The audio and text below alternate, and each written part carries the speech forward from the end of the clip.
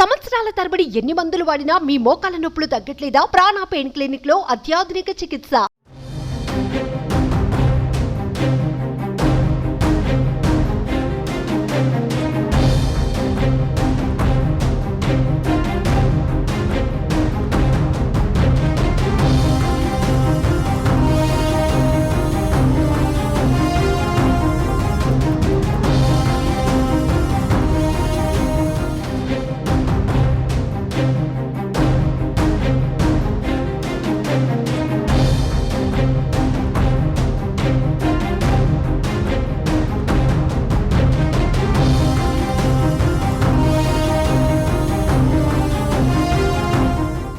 మాజీ మంత్రి వైఎస్ఆర్ సోదరుడు వైఎస్ వివేకానందరెడ్డి హత్య కేసులో అనూహ్య పరిణామం చోటు చేసుకుంది. వివేకా కుమార్తె సునీత, ఆమె భర్త రాజశేఖర్ రెడ్డిలపై పులివెందుల పోలీస్ స్టేషన్లో కేసు నమోదైంది.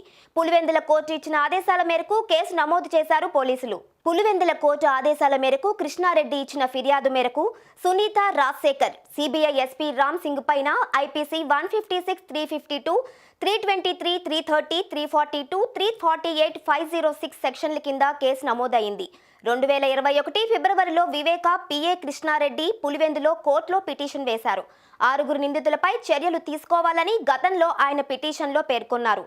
వివేక అల్లుడు రాజశేఖర్ రెడ్డి, నీరుగుట్టు ప్రసాద్, బీటెక్ రవితో పాటు మరో 3 క్రిమినల్ చర్యలు తీసుకోవాలని పిటిషన్లో పేర్కొన్నారు.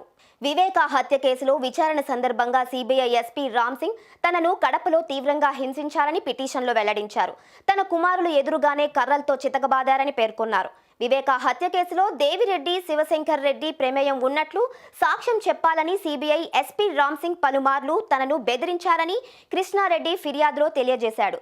హైదరాబాద్లో సునీత ఇంటికి వెళ్లిన సందర్భంలో కూడా సునీత, ఆమె భర్త రాజశేఖర్ రెడ్డి తనను బెదిరించినట్లు పేర్కొన్నారు. సిబిఐ రామ్ సింగ్ చెప్పినట్లు సాక్ష్యం చెప్పాలని సునీత గట్టిగా మందలించినట్లు ఫిర్యాదులో వెల్లడించారు. ఇదే అంశంపై కడప ఎస్పీకి కూడా 2021లో ఫిర్యాదు చేశారు.